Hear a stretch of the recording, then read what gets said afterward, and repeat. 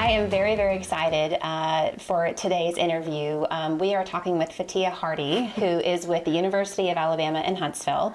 And we have talked with a lot of people on this podcast, specifically who have made some economic impacts here in Huntsville. But we haven't really, dove into the University of Alabama, which sits here in our own backyard and is such a phenomenal school and one of the top research institutions in the country. Over 100 areas of study, huge economic impact. So I am thrilled to chat with you today. So Fathia is the director of the Office of Professional and Continuing Education and has had many positions before that, doing a lot of different things. So thank you so much for being here today. Thank you for having me. I appreciate it. Absolutely. I think that UAH is what it goes by, is a school that I think a lot of people maybe who have grown up here maybe take it for granted, and it's in their backyard, but they may not really know a little bit about the school as a whole and its economic impact. And for me personally, I have a daughter who's at the University of Alabama, but in Tuscaloosa. And when we were going through evaluating schools, of course she's like, I can't stay here. You're too close to me, Mom. But we went and toured the school, and I know Jason Green, and he kind of hooked us up with a couple of people, and I was blown away at UAH. Blown away. And fun fact for anyone whose students are looking at schools, UAH, correct me if I'm wrong, but they have the highest graduating salary, like for students that come out, entry-level salary than any other state. Hello. If that's not worth it in itself, I don't know what is, right? Exactly. Like pay down those college loans a lot faster, which is pretty amazing. So anyways, you have have so many accomplishments and accolades behind you, which is just super impressive. And when you and I chatted a couple of weeks ago, I could tell your energy was a perfect fit for this. And one of the things that Amber, give her a shout out because she recommended you for SheBoss. One of the things that she said in her initial email about Fathia was that she was a fierce advocate for women, which makes it just a perfect fit for SheBoss. So thank you so much for everything that you do and for being here. So let's kind of start with a little bit about your background and how you got to the position that you are today, and really what that sort of day-to-day looks like for you. All right. Well, that's a loaded question. So originally, I was born and raised in Birmingham, Alabama, so about an hour and a half south of here, and Irondale. So I don't know if you're familiar with Birmingham, but Irondale is the home of the Whistle Stop Cafe, which is the inspiration behind the movie The Fried Green Tomatoes with oh my goodness, what's her name? Without Steel Magnolias? No, I'm thinking it's the movie's Fried Green Tomatoes, but it was based off of Irondale, and so that's kind of the historic value that Irondale had, and it's still there to the day. The train tracks, the Whistle Stop Cafe, it still runs. They still serve cafeteria style. So that's where I grew up. I have a background, theater and dance, so I was heavy in the arts, and that's what kind of took me on my way to the University of Cincinnati after I graduated high school. So I went there, went to the College Conservatory of Music, and honestly, it wasn't on my list at all. My junior year, we went to Lincoln, Nebraska for a big thespian festival. And so there you could audition for several different universities. So I did my audition and I got a call back at the University of Cincinnati, and he was like, hey, I want to offer you a spot. I want to offer you scholarship. I was like, oh, okay. This will work. So we went, me and my parents, they weren't too keen of me going that far away, but I had okay childhood growing up in Birmingham, but it wasn't great. And so I just kind of was like, I really want to get out of Alabama. I want to experience the world a little bit more. And I'm like, okay, how far can I go where tuition dollars could take me? And so there were a couple other colleges and universities I got offered to, but when I went to visit Cincinnati, absolutely fell in love. So it was such a cute city. Well, when I went, it was right after the 2005 riots. So it wasn't that pretty. A different city back then. It was recently that I was there. It wasn't that pretty, but I went back, probably, it's been about 8 years since I've last visited, and when I last visited, I was like, what city is this? What campus is this? It has transformed tremendously, and it is an absolutely beautiful city now. But when I went, it wasn't that great.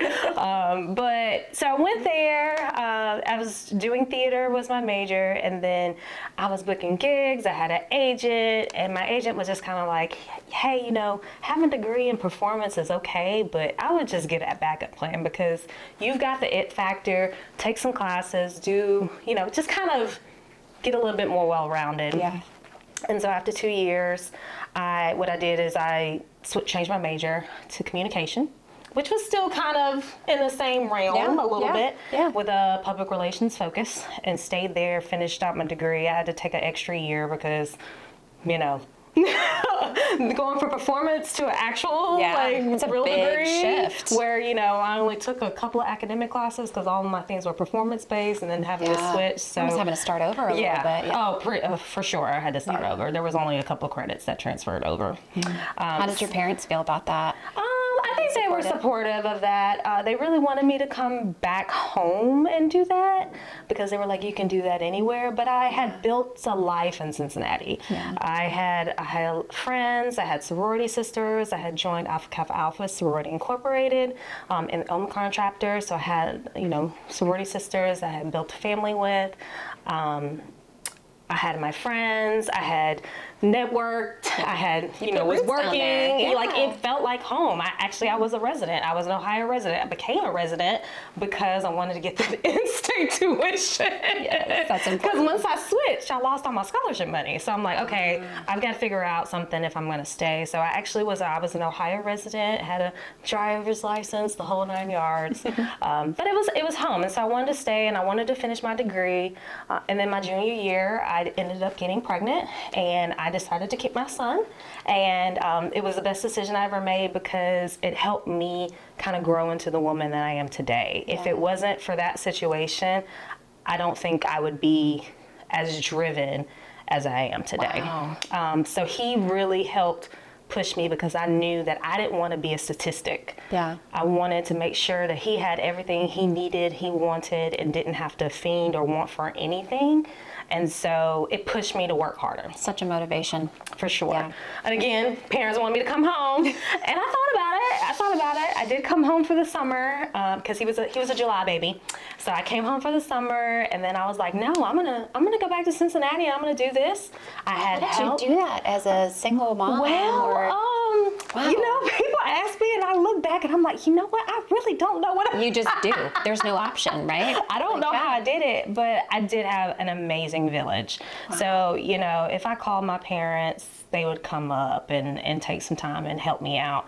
I've had my sorority sisters. They were there. Awesome. I had a best friend. Her name was Vivian Rose. She's still my best friend to this day. She was Auntie Viv, like from the Fresh Prince of Bel-Air. Aunt Viv, that's what she calls. She stepped in and helped out. But it was that village that were like, okay, if you want to do this, we're going to help you. We know that you got it in you, and they helped me, and it was amazing. That's the only way I made it through. So yeah, I finished. I got my degree, and my son was there. See me walk across the stage. We've got a picture of him holding the diploma while I'm holding it. I'm like, yep, this is your diploma too. I mean, and it was great. I had amazing professors.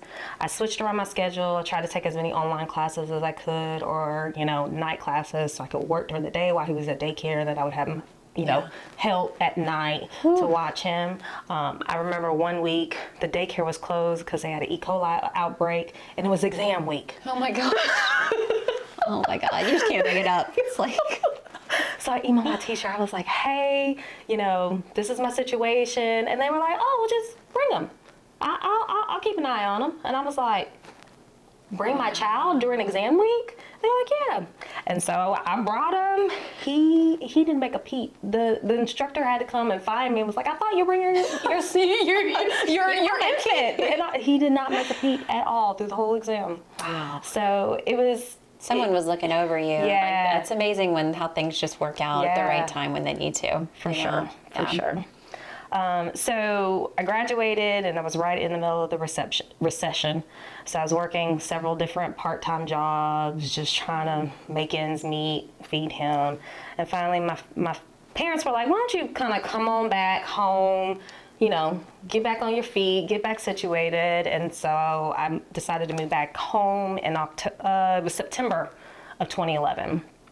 And at that time when I moved back, a friend of mine had just started up. They had changed a old Masonic lodge into an event center in Woodlawn. I don't know if you're familiar with Birmingham, how familiar, but they were restoring that area around Woodlawn. And so they had changed a Masonic lodge into an event center.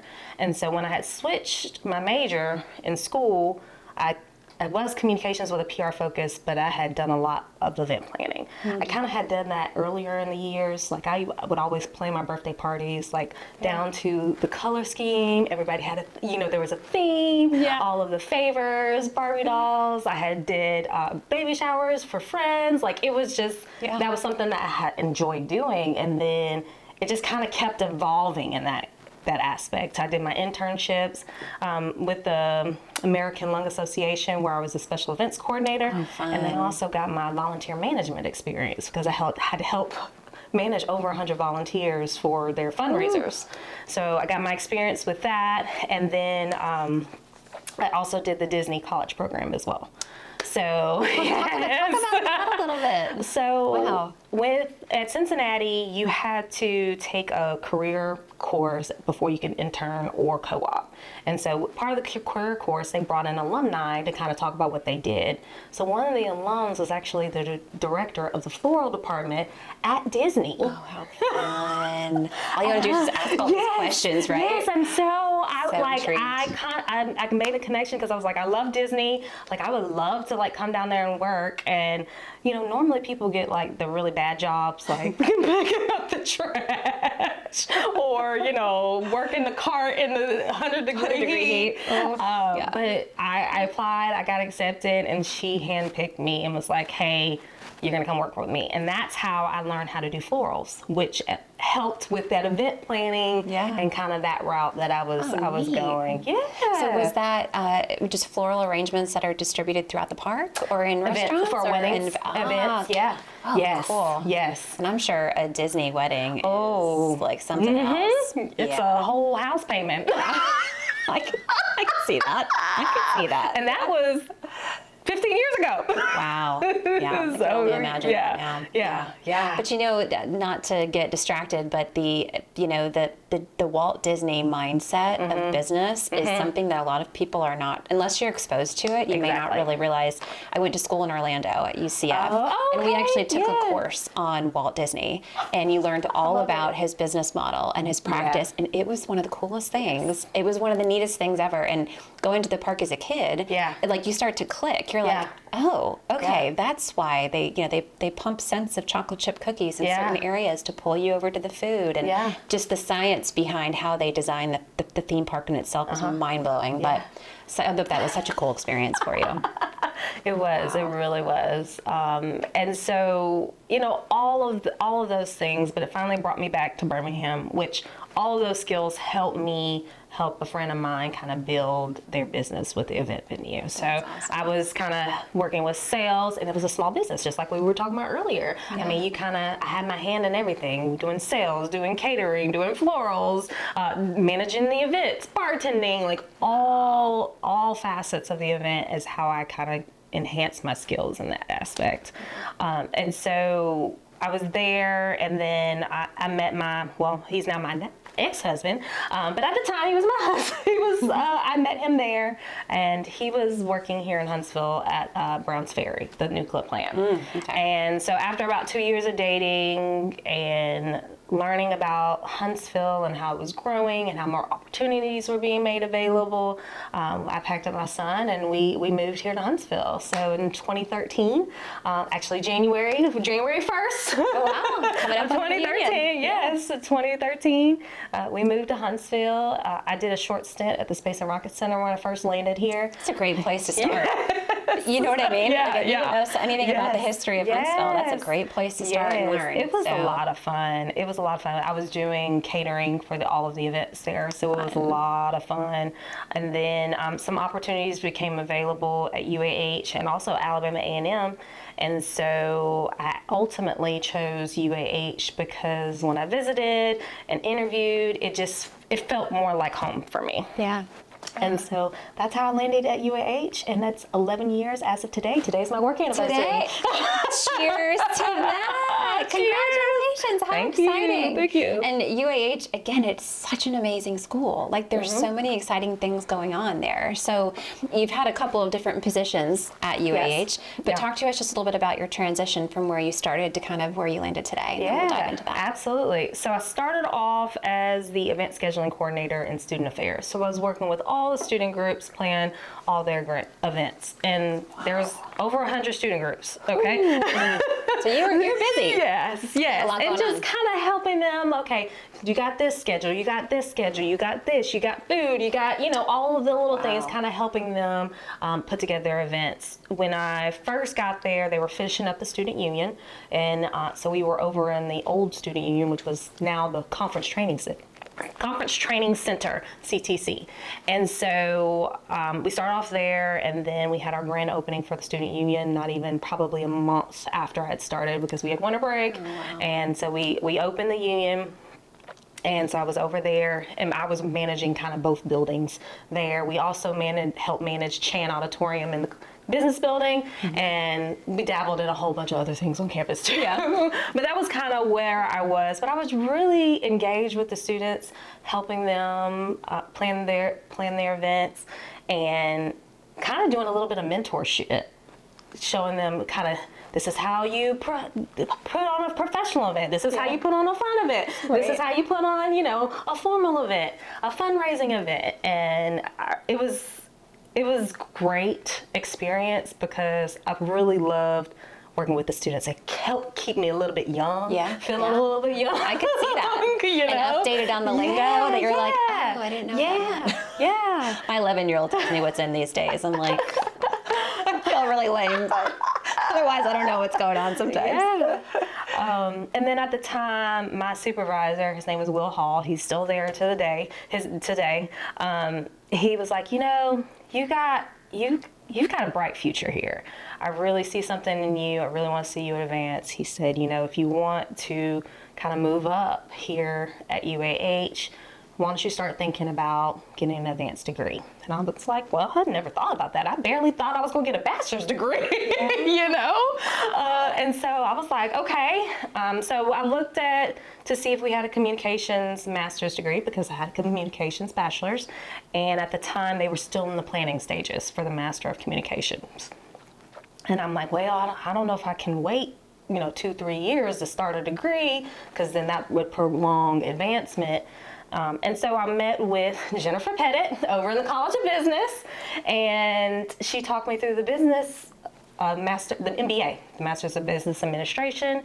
She said, some of your undergrad coursework would pair well with this. I was able to, knock out some other classes that I didn't have to take because of what I had already taken. And so I ended up getting my MBA. It took me around 3 years to do that because I was working full time. Yeah. And I got married during that time. And I also had another child. So there was a lot going on. So it took me about 3 years. I took about 2 classes a semester. And so I got my master's degree while working at UAH. And that helped me kind of in that pipeline. So in 2016, a position became available over in, at the time it was we've been through several name changes. At the time, it was the Division of Professional and Continuing Studies at the time. And so I moved over there in February of 2016 under the direction of, she was Dean Karen Clanton, Dr. Karen Clanton. And she kind of took me under her wing as well. And she saw something in me. She mentored to me. She had a lot of tough love. You need that, right? Yes, I had a lot of tough love, and she created opportunities for me that didn't even really exist. Wow. And so that's kind of how I went through the pipeline through the continuing education space. And so I started off with doing their events, the assistant director of conferences and events. And we had some opportunities to work with OSHA Lifelong Learning Institute, also known as OLLI, the mini university. So is it weird that I cannot wait to get older? That way I can take classes You can through go now. OLLI? I'm an OLLI member. Really? Yeah. I thought you had to be like... No, it's designed for like retirees, I keep semi-retired. telling my in-laws, I'm like, you but gotta anybody, go take the class. Yeah. So Yeah. I'm actually going to the holiday party tomorrow night with them. Good to know. Yeah, okay. come join us. I didn't know you had... Okay. Yeah, I'm it takes going some to of the sign fun up. classes. I would love to. Honestly, I saw it when we were touring, and I'm like, this is amazing. Yes, I love that so much. Yeah. So much. So some opportunities became available. So I was kind of still doing conferences and events, but also helping out with the OLLI program, learning how that operated. Slowly, I moved into an assistant director role, and I took over the OLLI program. They reported up through me. And then right before Dean Clanton retired, and right after the pandemic in May of 21, she moved me up to director of all of our support services and outreach. So that included the OLLI program. That included we had the testing and certification services under us, all of our outreach, any outreach that we did. And then I oversaw the registration office, which also helped with the professional development side. So pretty much I was dabbling in a lot of different things. Yeah. And overseeing all of that, increased roles and responsibilities, more staff that reported to me, things of that nature. Also, while doing that, I went through Leadership Greater Huntsville Connect Class 23. I saw that. Yes, best class ever. Best class ever. And so I did that after, we weren't the shutdown COVID year, but we were the COVID year because we still had to wear masks. Yeah. And we couldn't do a lot of the things that other classes got to do before us and after us too. Yeah. And so I did that, and then when she was about to walk out the door, she handed me a piece of paper and she said, this is your message here. And I was like, what do you mean? What is my message? And she said, University of Alabama is waiving fees and the test scores for the EDD and Higher Education Administration. And I said, okay, because she had been pushing me to go ahead and keep moving. Yeah. Right after I had finished my master's degree, I was like, okay, hold on. Wow. I just finished a master's degree. I just had a baby. Let's give me a little time. You just promoted me. So I need a little time to like process everything. And I said, okay, I received that. And I believe in signs. I believe that the universe does things for a reason. And so I said, okay. So I applied for the EDD program, and I got accepted. And I started the program and slowly realized after the first semester, it was a lot. The executive route was not, I don't know how my other cohort members did it, and I'm proud of them, they did it. Yeah. But it was 3 classes that we had to take, and I would have to go down there for a full weekend, and this is at Tuscaloosa. Okay. I had to go down there for a full weekend, actually go down Thursday night through Sunday, and we're in classes all day. Wow. And once you every month. graduate, what does that yield when you're done with it? What certification? So that would be a doctor of education Wow. and higher education administration. So it was a lot, and honestly, no shade to Tuscaloosa, but I wasn't really learning anything because I had been afforded the opportunities to learn that in real world experiences through my roles and responsibilities that Dean Clanton provided for me. So it was volumes about her. Yeah, exactly. And so it was kind of like, okay, this is a lot. Do I want the stress? Do I want this? Do I want that? Just for a piece of paper. Yeah. And I said, I do want to continue to move up in this realm, in this space, because I want to be able to provide opportunities for other individuals as I've been provided those opportunities. And so I stayed for another semester, and then life happened. I was going through a divorce, kids' activities were picking up, work started being crazy. We went from Division of Professional and Continuing Studies to the College of Professional and Continuing Studies to the College of Professional Studies, and then then we transitioned after Dean Clanton left, and we transitioned to what we are now, the Office of Professional Continuing Education, just kind of taking it back to our roots. Yeah. I thought that was very important to really get down to why we supported the university's mission. And so there was just a lot of things going on. And so I decided that, you know, maybe this wasn't the right time to kind of finish that degree. It's still the goal. I attended a conference here back in October at Harvard University. It's the Women in Leadership Conference for Higher Education. And I was just so inspired. So inspired. I came back and I was telling my team, I was like, I'm so inspired. So I made myself a plan. There's some things that I need to take care of in the next several months, but I do want to start back here in the fall. So I've got some more years, but we're looking at probably 2027 if I just kind of put my feet to the fire. Yeah. And then hopefully I'll be Dr. Hardy at some point. That's exciting. That is so exciting. Wow. So let me ask you, at the Harvard summit that you were at, tell me a little bit about what left you so inspired. What were some of the 2 or 3 things that you walked away with that just sort of stuck with you? So the very first thing is it created a safe space for us women to have conversations that we can't have in other spaces.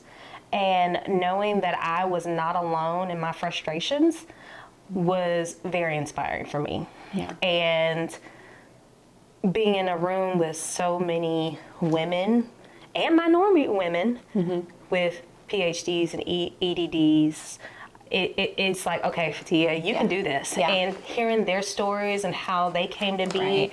it left me inspired that, you know, I can do it too. What would you say are, I mean, being in that group and among your peers, what are some of the challenges that minority women face within education that you found as a common thread that ran throughout? Well, it's not really a very diverse field in higher education, especially not here in the South, unless you are at a historically Black college and university, HBCU, which we have several here in Alabama. But even then, it's still a harder space. And so I think that is the hardest challenge, is trying to be a leader and a change agent and make pathways for people who otherwise may not have gotten through that pathway. It's harder for us to be able to kind of be in the limelight and see that. Yeah. You know, I've spoken at many different summits. I remember I did a talk for Spark with Leadership Greater Huntsville, and afterwards a young lady came up to me and she said, you know what? I didn't even know we had any minority women in leadership positions like this, because they don't see that. They don't get to see that. Yeah. We're kind of hiding behind the windows a little bit. And it's not on purpose. It's just, you know, when you look at the website, that's just kind of how it goes. And again, there's no shade on the university. I think they are doing a much better job of being intentional with diversifying the portfolio of our leadership, based not even just age, gender, race, different statuses, those types of things. I think we're heading in the right direction. Yeah. is what I'm saying. But probably 5-7 years ago, I would not have said that. Yeah. So it's interesting that you say that, considering that we recently had a new policy, whatever you want to call it, where, within our state, a lot of the DEI initiatives have been cut from education, higher education, and, across the board. And I mean, I hold my own opinions for what they are, but I was blown away at that, blown away. And we work a lot in the government contracting space and for the Department of Defense, and you hear a lot of that being a huge focus with a lot of these federal agencies. Absolutely. And then you have something like that come down and it just cut. So talk a little bit about that, and kind of, and I'm very enlightened to hear that you think it's gone in a positive direction over the last couple of years. But how has that impacted, your ability to kind of ensure that that's a consistent path that maintains itself at UAH? Yeah. So I will tell you, when it first happened in Florida, me and my team, we had this conversation. We were like, oh boy, let's buckle up. Because we knew that we would probably be on the chopping block coming soon, just because of the political climate here. And most of the time, if Florida does it, then it just kind of trickles up, and then there's a stopping point, but it kind of bleeds north. And so we were like, okay, buckle up. And then it took a while, and I was like, well, maybe we might be in the clear. And then when it happened, I will tell you, that day, I was very emotional. I'm going to get emotional thinking about it right now. Very emotional, because I've got friends who work in those spaces. I was worried for their jobs. I have a individual in my department who is gender neutral, and he can no longer use the bathroom that he was comfortable in. And it's just not, it wasn't fair for, him to be able, he has to walk buildings over to use a single stall bathroom. Nobody ever thinks about that. Then we've got our disability services department, to where we have students, both traditional and non-traditional, who need that extra level of assistance or extra time, just because after COVID, you just won't believe the new space of students that we get. Their anxiety is higher, and they just, the time limit, they need that. And so we're cutting support for them as well. And so it was a lot, it was really hard to navigate that, but we navigated what we could within our office, and within reason. And then the university did a really good job of making sure that the people in that department, their jobs were secure. They did change the department name to the Office of Access, Community and Engagement, I believe, or Connection and Engagement. Connection and Engagement, and they're really focusing on first-generation students and underrepresented communities, trying to give them a pipeline to come to the university. In our building, we were actually already planning on putting a single stall restroom. It's going to actually be right outside of our suite. We've been going through renovation since April, but that was already a plan, because there was no single stall restroom in that building. And so, things that we can do just on our level, on administration, the higher administration's level, they're doing what we can within reason. And we offered diversity, equity, inclusion courses for the community, because that's what we do here at OPCE. We do training. And so now it's kind of a little bit of a roadblock, because I can't help the companies here in Research Park, and specifically on those initiatives. When they're trying to build that initiative for their organizations, they're coming us for asking us for training, and unfortunately we can't provide it, because we can't support that effort. Which is really unfortunate. So what we're trying to do now is we're looking at different things. We're talking about customer service skills, how to deal with different types of people, looking at change management, kind of looking at it, still trying to help them, but looking at it from a different lens, and not actually thinking about diversity, equity, inclusion. Right, gotcha. But still addressing a lot of those needs. Yes, absolutely. Under a slightly different approach. Yes. Like the mission's not going away. Yes, right? yes.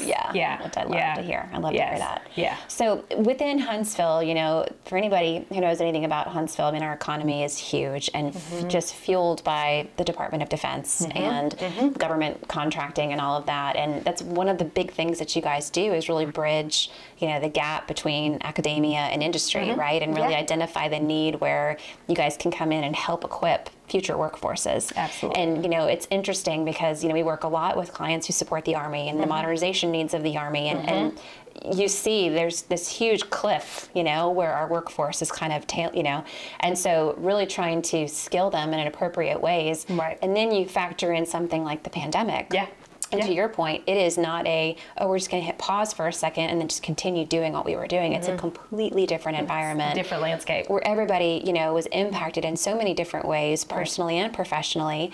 And then you also layer on things like AI and how you can take that and be able to modernize the workforce, to be able to adapt that. So just talk a little bit about how you identify some of those skills gaps and really how the role that UAH plays in that and really what you kind of envision that effort in Huntsville kind of looking like in the future. Absolutely. So after the pandemic, the biggest thing that we were getting tasked with from organizations was leadership development programs. What we saw during COVID is all of our leaders who had been leading for 25 plus years, they were like, you know what, I'm not going to deal with this. It's time, I can retire. Yeah, it's time for me to go ahead and, bow out, let somebody else step in. Well, no one's had the skills to be able to know how to handle it, right? It's like, how do you manage a remote workforce? Exactly. There's exhausting. I mean, we kind of know now, but while we were going through it, we're like, we just got to keep people sane at this point. Right. And still kind of get the job done and preserve their jobs, because this is their livelihood. Yeah. And then the financial hits that people take in trying to react with solutions that nobody knows what they're doing. Exactly. Right? The amount of money I spent on a Zoom subscription, not knowing what. And anyways, it was just, and we were a small business, and it was still a big impact financially. I couldn't imagine for some of these bigger companies. Absolutely. So we saw that, and we know there was a skills gap. There are people who are really, really good at their skilled job. They are really, really good engineers. However, they were not provided opportunities to develop their leadership skill. And so at this point, they're like, oh, you're really good at your job. Hey, here's a whole team of 30 people. Now go lead them and manage them. And they're like, whoa, I mean, I know how to handle my own job. How do I go and manage people? But it's just because the workforce kind of either left, and then that was kind of the opportunity. So now we have companies who were suffering because they needed people to step up, but they didn't know how to step up. They didn't have those skills. And so what we did is we did an assessment. We're like, well, if the companies are coming to us asking us for leadership development programs, why don't we just start our own? And so that's what we did. It took us about 2 years, and we created the Leadership Accelerator Academy for entry-level and mid-level leaders. And we had our first cohort last year, and we graduated them back in May. We've already started our second cohort. They've already been through their first semester of course-work. Is it a year-long course? It's on the academic schedule, so we say 9 to 10 months. They just finished their first semester. They'll have another semester in the spring, and then applications are now open for our third cohort of the Leadership Accelerator Academy. So how does that work? Do companies sort of come to you, you put the word out, and they kind of cherry pick individuals to then join that? Or I'm a marketing manager. It's fabulous.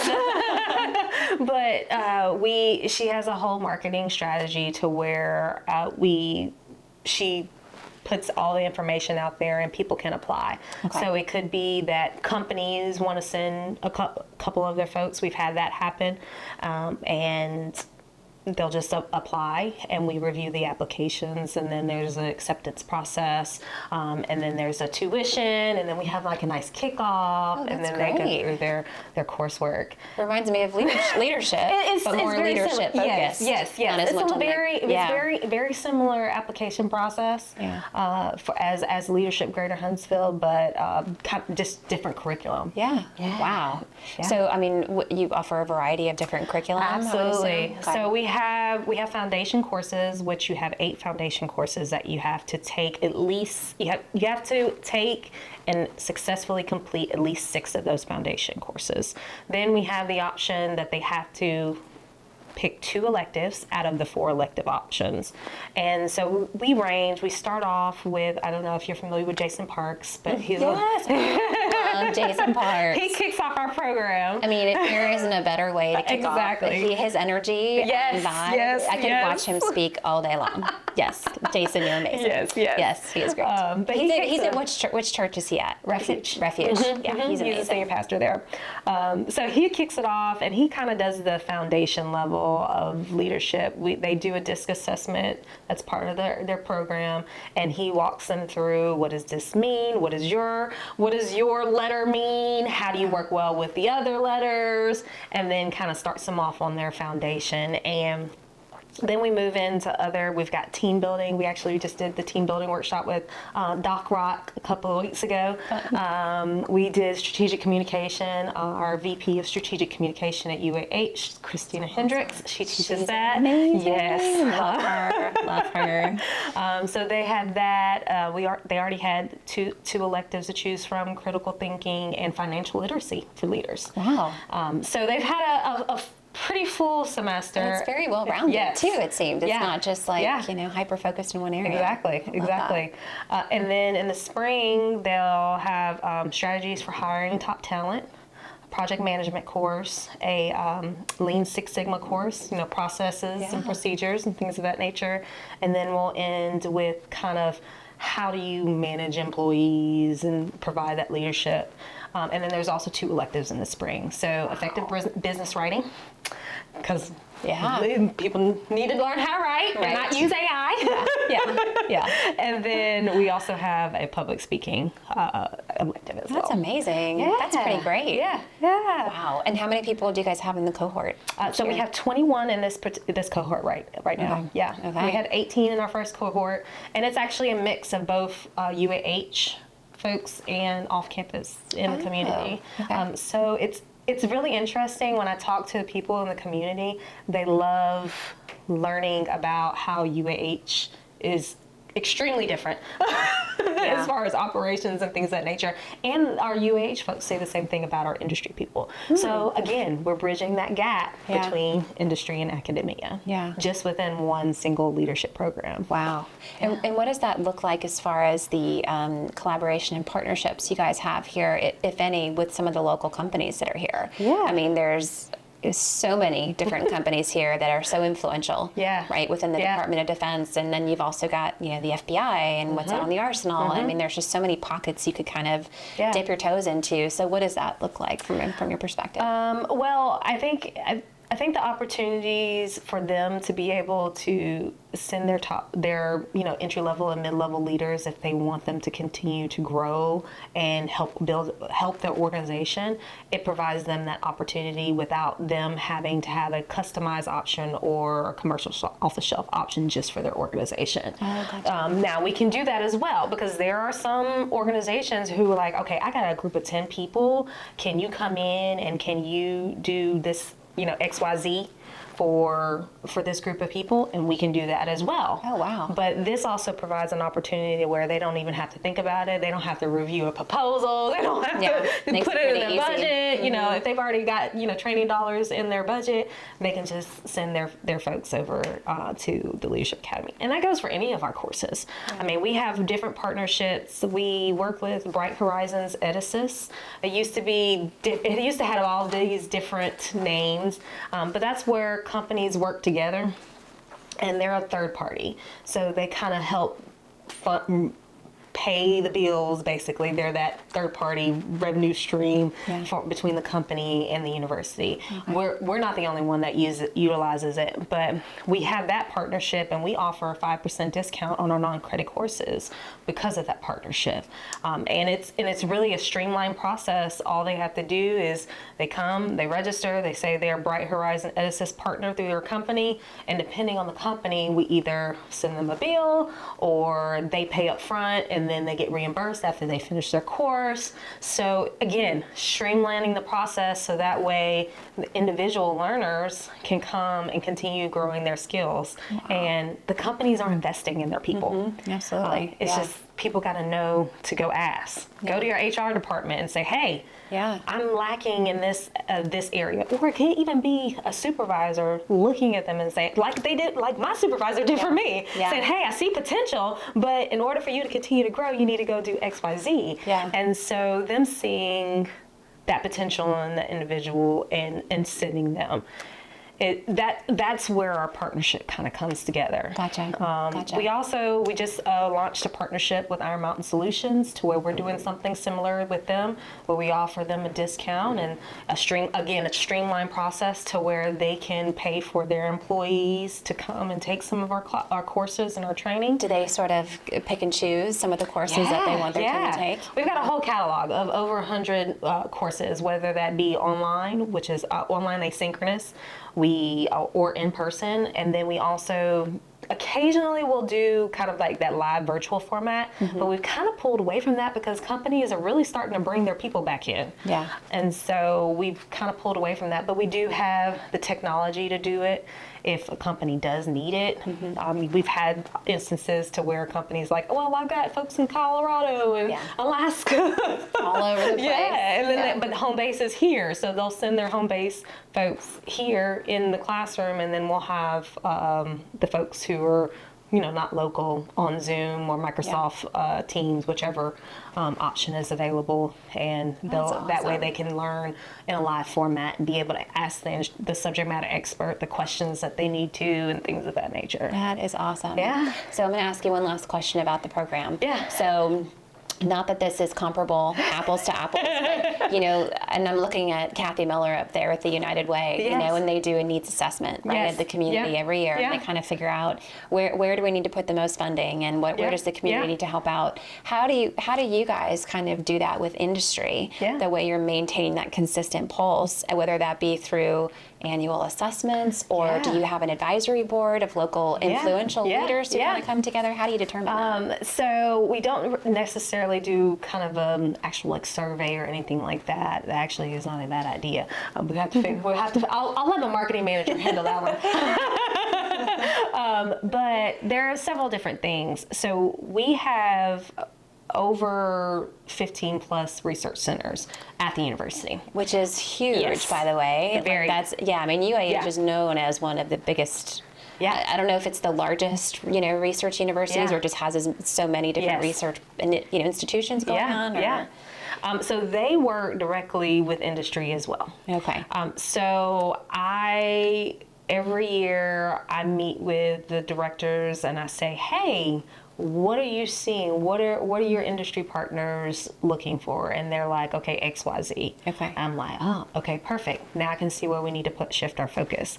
I did that this past summer, and I got digital engineering, which I was just going to ask, do you focus on more technical side of things? Yes. We do try our best to support the fields at the university and their mission. And so that a lot of engineering, a little cybersecurity, data analytics, leadership, and we have some professional skills types courses, but we do try to support the university. I don't think anybody would come to us and ask us to do anything on hospitality management because that's just not what we're known for. Right. So we try to support what the university is doing. So we got digital engineering. So I've been working on a digital engineering certificate. We've got different pieces already ready, but trying to put it together as a full curriculum, kind of like how we had the Leadership Accelerator Academy. And then the other one was an AI certificate. And that, I tell you, every time we get started on it, it's like the next meeting, it's like it's already changed 2 weeks later. Right. So now we're trying to figure out how do we keep up to date with the current trends and times. And so that's been something that has kept me up at night. I bet. That would be a hard thing to keep your finger on the pulse of, just with it constantly changing so much. And there's so many unknowns too. Absolutely. So it's like we don't want to go down this path.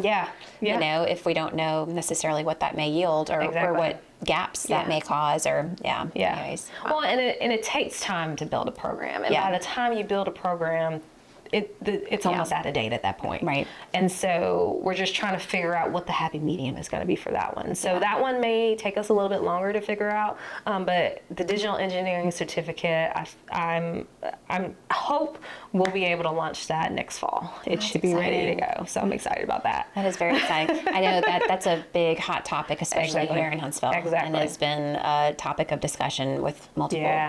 So that's great. That's exciting. So that's definitely one of the tactics projects. I do have an advisory team. I also lend, so I report directly to Dr. Jason Green in the College of Business. That's where we landed after the transition with the college, who he has an advisory board as well. So he kind of talks with them, and here, they're all small businesses, large businesses here in Huntsville, and so he kind of leans on his team to help us out as well.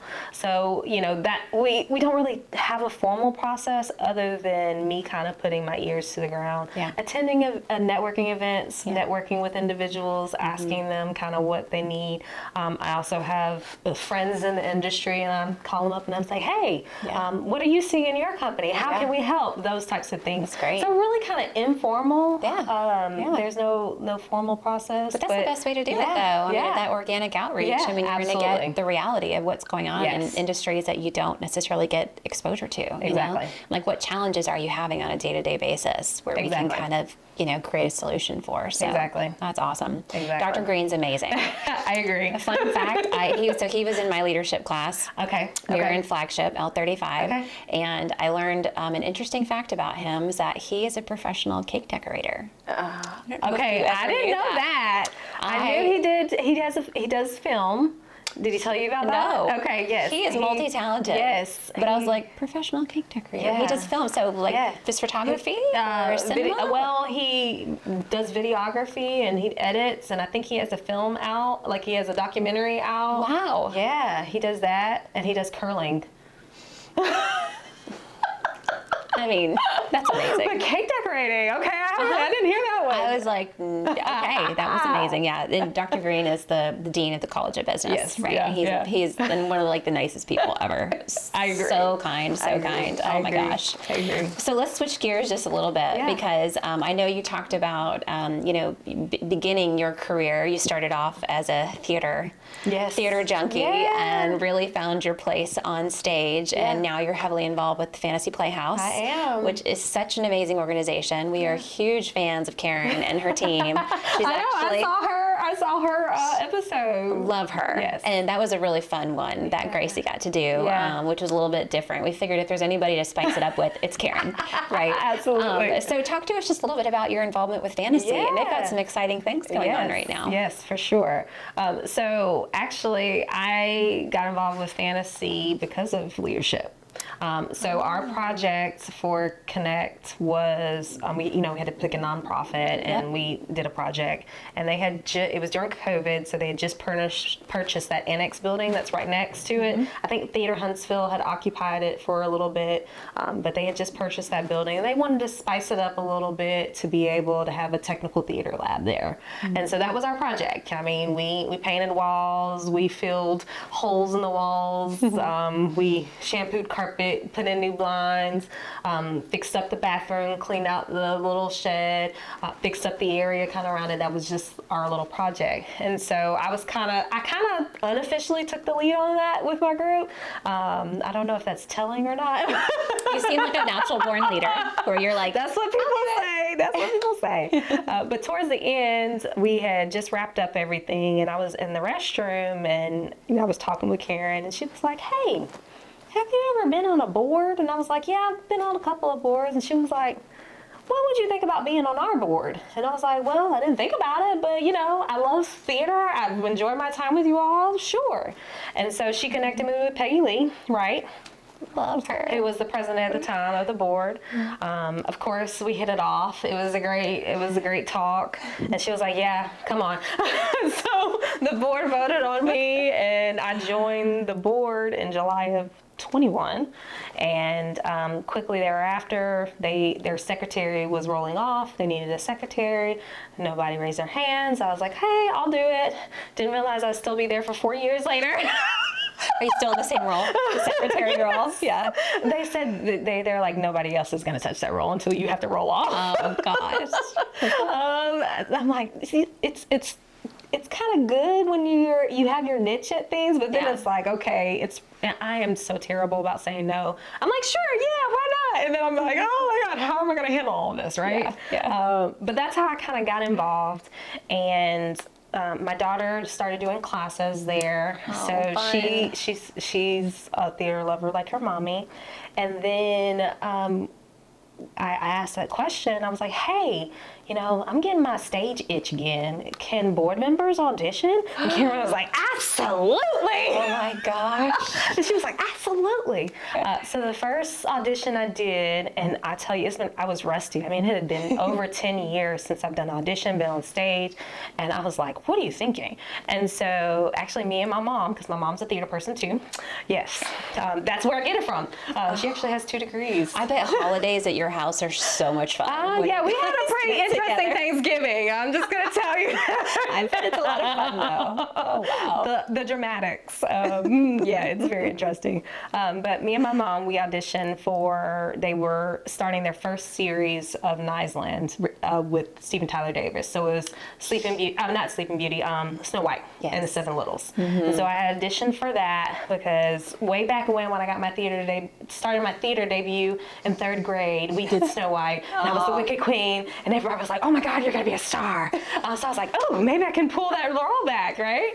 And so I auditioned. Unfortunately, I didn't get cast, but I knew it was gonna be like a hit or miss because it had been a long time.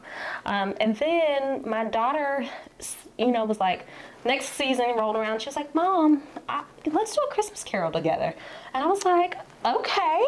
So we both auditioned for A Christmas Carol, and we got cast. So that was our first show for Fantasy. Oh, it was her very first show. So we got to share. How special is that? I know. Oh my gosh. And so we got to share that experience together. Oh, wow. She was a urchin, and I was Mrs. Fred. That is so sweet. Yeah. That is what an amazing memory that you have to kind of cherish that with your daughter and something that she can look back at. And that is so special. Yeah. Actually, it popped up in my memories. It was showing me my Google photo memories of last year. Her very first opening night, or yes, it was so sweet. And then it didn't stop. So, so I then auditioned for the second installment, which was Rapunzel and the Beanstalk, and I was cast as Wanda, and that was kind of the Wicked Witch aunt role. And then Steven Tyler Davis wrote Space Monkeys, Adventures of Bacon and April, to pair with the 65th anniversary. Yeah. And he was like, hey, you want to assistant direct with me? And I was like, I mean, I haven't done it in a while. I'm a little rusty, but sure. So I assistant directed that show, and then my daughter was in it. So I got to be her director and her choreographer. Oh she does not like that. She says she doesn't want that to happen ever again. She said she'd much rather perform with me or be on the tech side with me. She does that. Yeah. She does not like. She was like, Mom, you were harder on me, and I'm like, well, I mean, that's kind of how it goes when your parent is the coach or director. You get a little bit harder. How fun. Yeah. So what role have you played that you feel maybe represents your alter ego a little bit? Is there any specific character that stands out to you? Whether you were in 3rd grade or you were... So my absolute favorite role was in high school, my senior year.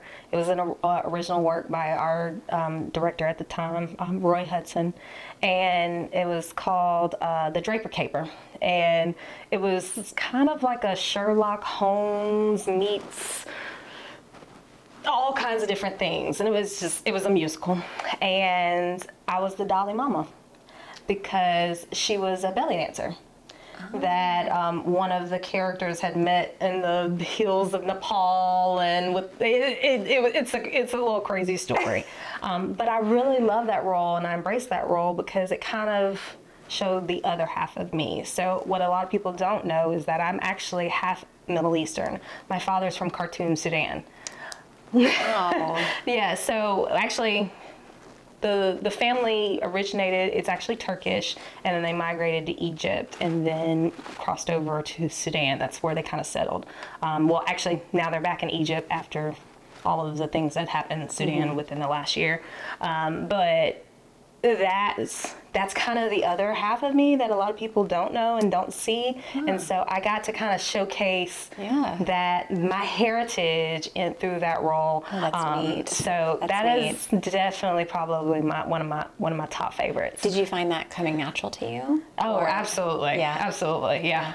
That's pretty I had neat. already had a costume and everything. They didn't have to do it, even build me a costume, because I had an authentic one from the Middle East. So, That's amazing. Have your kids been over there? Have you taken them over there at all? No, I haven't even been. No? Wow.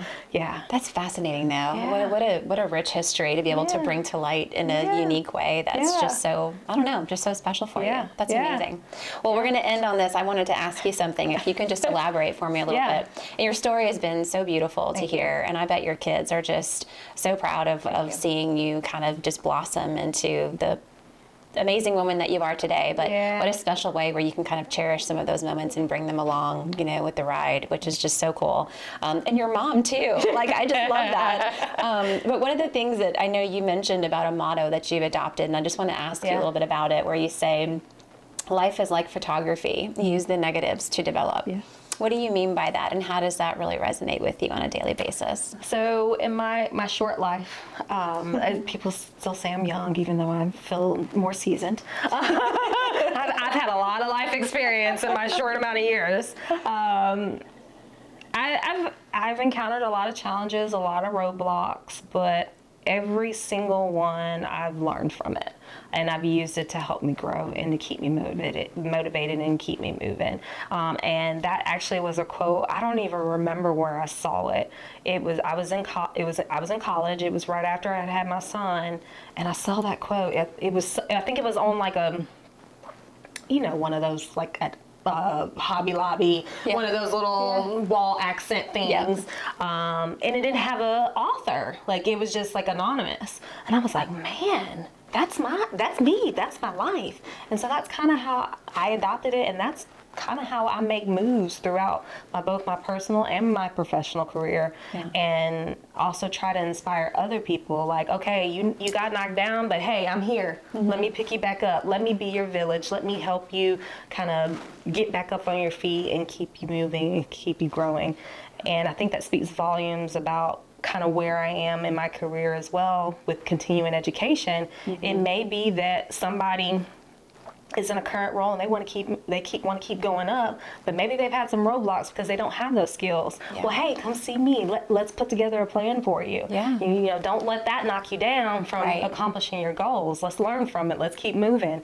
Or it could be that somebody's in a career and they're not liking it anymore. They're not feeling it anymore, and they want to switch careers, but they don't want to go back and get a full degree. Maybe they want to dabble a little bit. And so that's what, in our coursework, you can kind of take. Maybe you want to think about project management. Well, come take our project management foundation class. Low investment. And you can see if you actually like it before you actually either go get a degree or go through the certification to get your PMP. Just see if that's something that you like. And so it's kind of just followed me as I've gone through life, and I love that. And you can kind of take a look at whatever that situation is that presents itself and kind of glean your own message from it, right? And figure out how to kind of make a shift and move forward, I also love the point about, making a mid-career pivot. I think that a lot of individuals think, okay, I've gone to school, I've gotten my degree, and that's it. When, let's just be real. I mean, you look at, and I'm not, this isn't a fact by any means, but I would imagine probably 30 to 40% of the career fields that were offered when I was in school are probably no longer even a thing. And what will be available to my 11-year-old when he becomes is not even going to be an option, right? So making sure that you're always dipping your toe in and trying new things and pushing boundaries the way that you can be that constant learner, I think is just awesome. And you guys are definitely making that more adaptable and approachable, which is just awesome. So we're here to help. We're only as good as the people in our community. So if we're not building them up, then what do we do? Our community is not building. So that's, not even just here in continuing ed, but the whole university as a whole, with our research centers, with our degree programs, all the outreach that we're doing in the community, providing providing access to everyone so that way they can continue to grow. That's as individuals. awesome. That is awesome. And it helps our companies. That's right. Yeah. It does. Bring us more business. Yeah. Bring us more companies down here. Absolutely. And knowing now that Ollie is open to everyone, Yes, I'm totally on board. yes, Looks yes. so cool. Yeah. Well, thank you so much for joining thank us you today. for This has having been me. amazing. It's such a beautiful story to tell. Thank you. So we're just excited to have you as a SheBoss, and just keep doing what you're doing. We're cheering you on from the sidelines. trying. Awesome. Thank you. Thank you. Appreciate it. You bet. You bet.